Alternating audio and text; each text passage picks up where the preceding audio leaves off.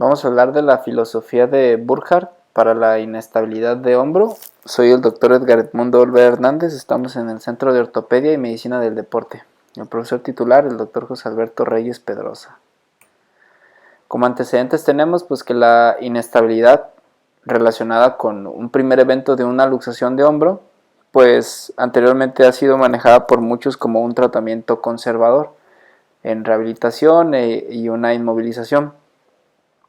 Sin embargo, pues se tiene también el descrito que de la década de los 90 hubo muchas fallas en pacientes con este tipo de manejos o de procedimientos y de su previa reparación artroscópica fallida, pues se debió principalmente al factor de la pérdida de hueso en esta articulación.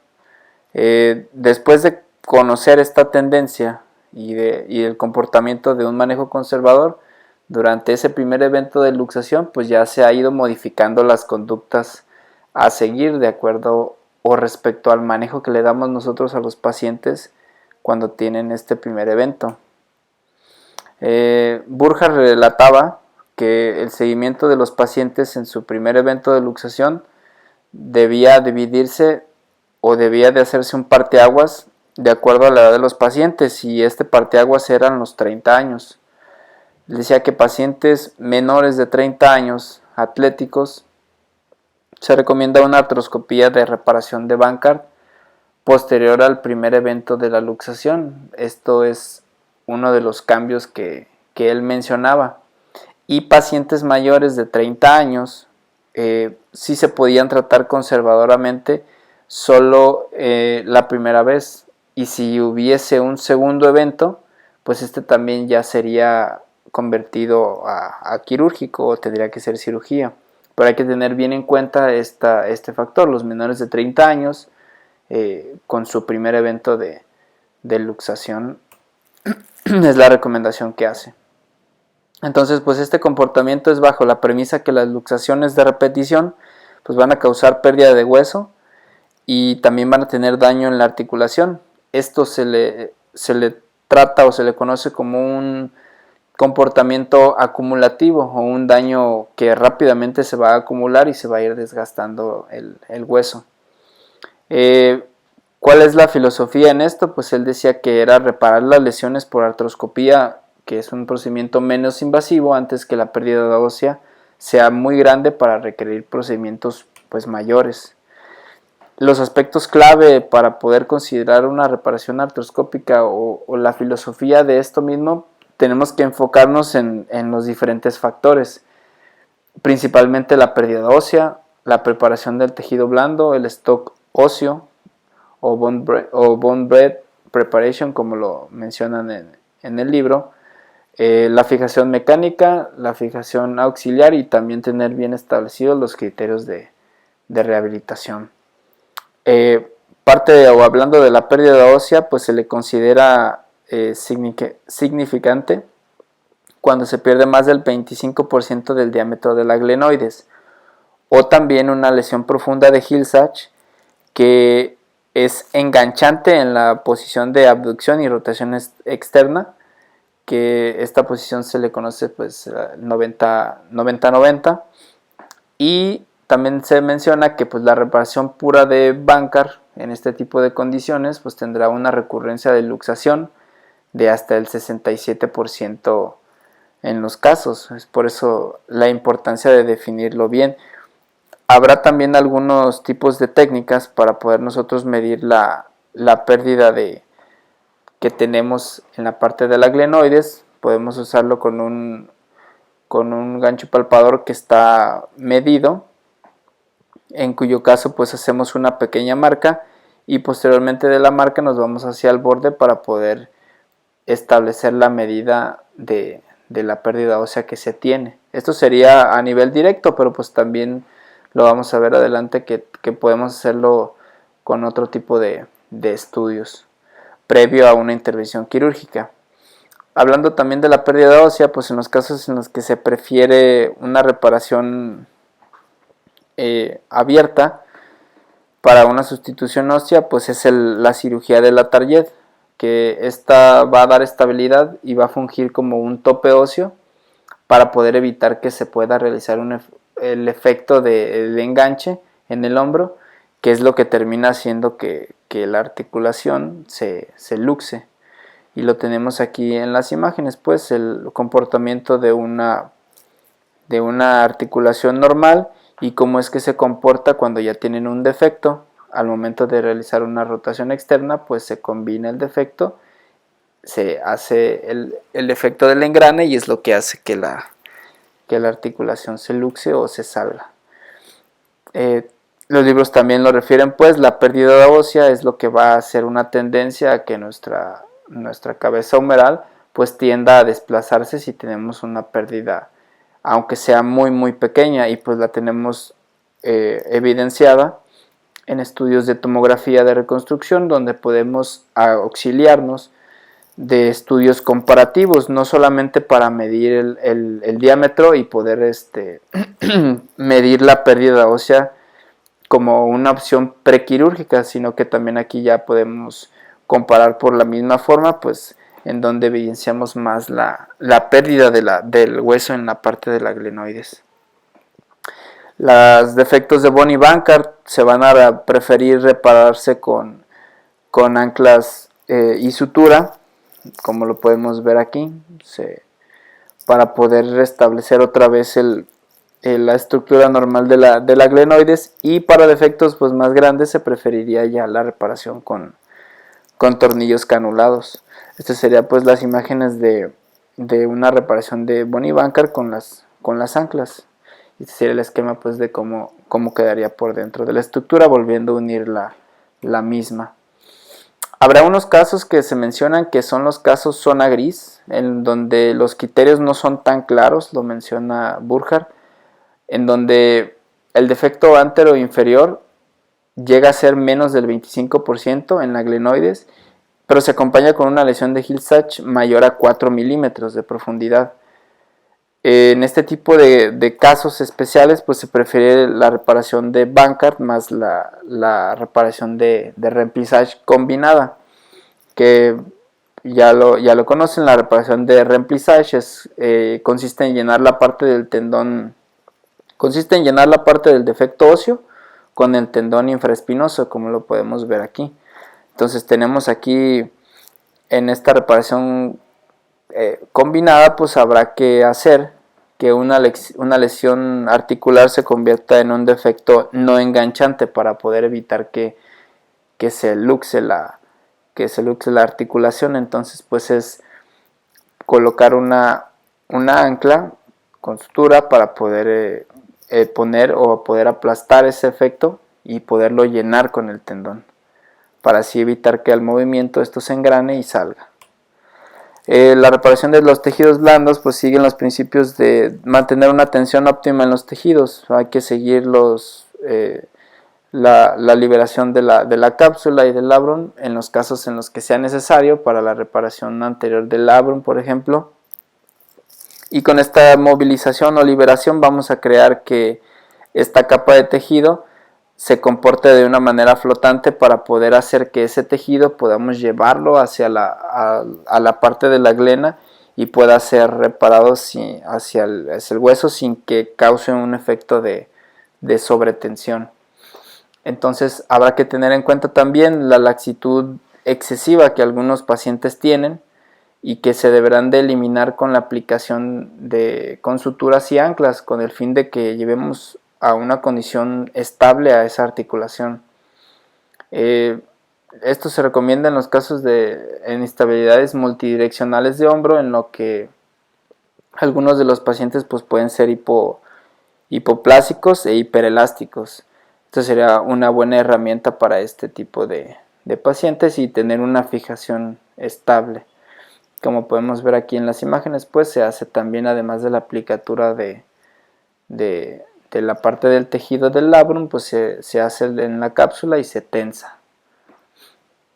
En estos casos de inestabilidad traumática, pues se puede optar por la reparación de esto mismo, que se le conoce como un efecto de bumper o de parachoques, que este efecto nos va a lograr con una tensión fisiológica de la cápsula, y el punto final es llevar que el centro de la cabeza humeral llegue nuevamente hacia el centro de la glenoide, como lo podemos ver aquí en este desplazamiento, y una imagen ya posterior a haberlo reparado.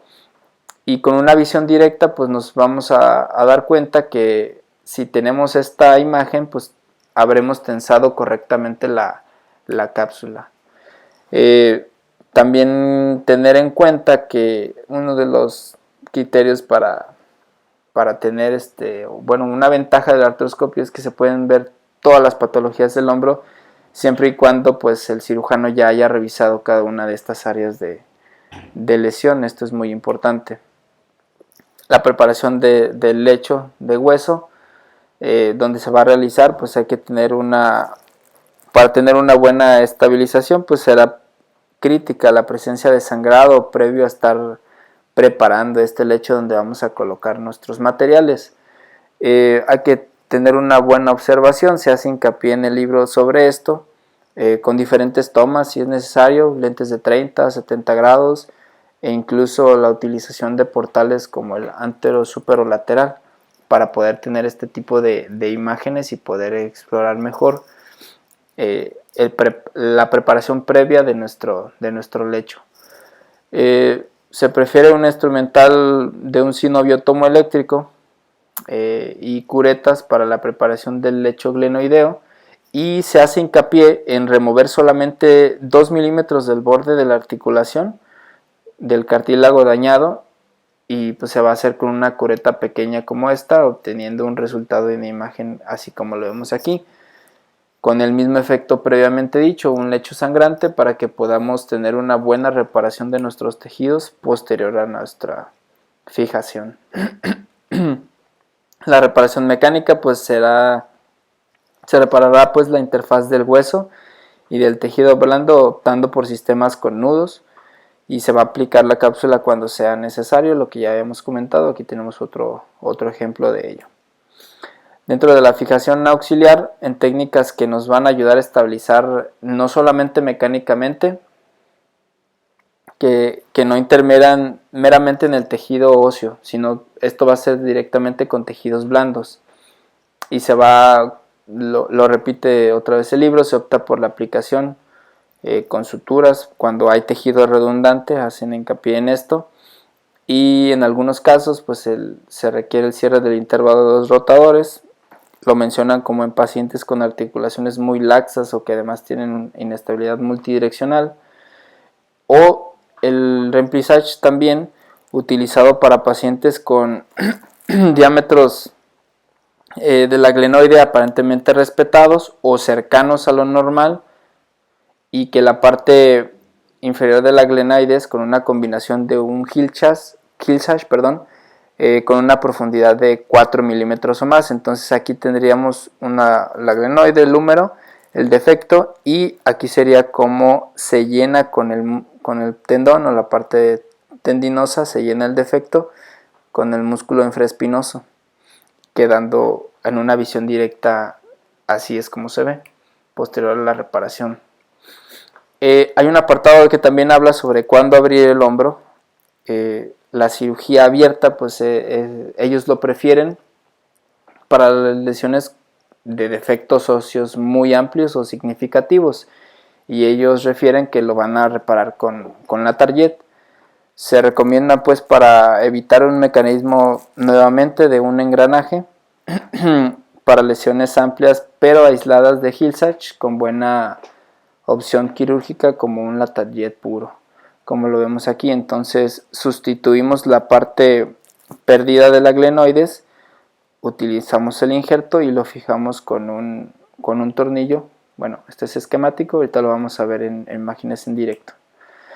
Y pues vamos entonces a tener el primer tornillo y el segundo tornillo. Tenemos la opción de utilizar las guías especiales para que tengamos al ras el borde del injerto que vamos a utilizar y que sustituyamos correctamente la forma habitual que tenía esa glenoides. Para este procedimiento abierto, pues con inestabilidad anterior, se tienen 3 características principales. Se usa para pacientes con defectos de 25% de pérdida ósea en el borde inferior de la glenoides, o defectos de profundidad de Hill-Sachs de más de 4 milímetros. Así como nuevamente se repite la posición 90-90, que ya la habíamos descrito, con un mecanismo engranante para que causara esta luxación. Y como una manera más esquemática, pues lo representan aquí la pérdida, el injerto con el que se va a sustituir esta pérdida y la utilización de los tornillos, quedando nuevamente una sustitución de esta forma para que quede estable la cabeza humeral sobre el borde de la glena. Lo mencionábamos, fijación con 2 tornillos, y se hace también una mención que se considera muy valiosa la reparación nativa de la cápsula a la glenoide, porque como lo vemos aquí en el esquema, pues va a crear una cobertura blanda sobre el tejido de la coracoide que se utilizó como injerto, y este mecanismo pues va a crear una estructura de reforzamiento extraarticular, lo que va a proveer una mejor estabilidad.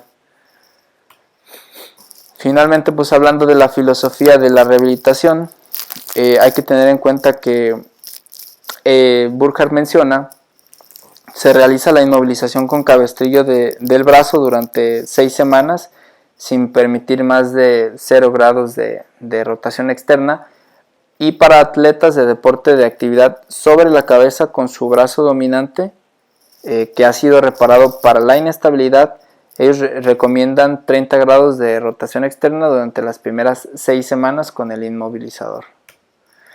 Para reparaciones de seguimiento de Bankart se permiten ejercicios de fortalecimiento y elasticidad durante las primeras 6 semanas después de la cirugía.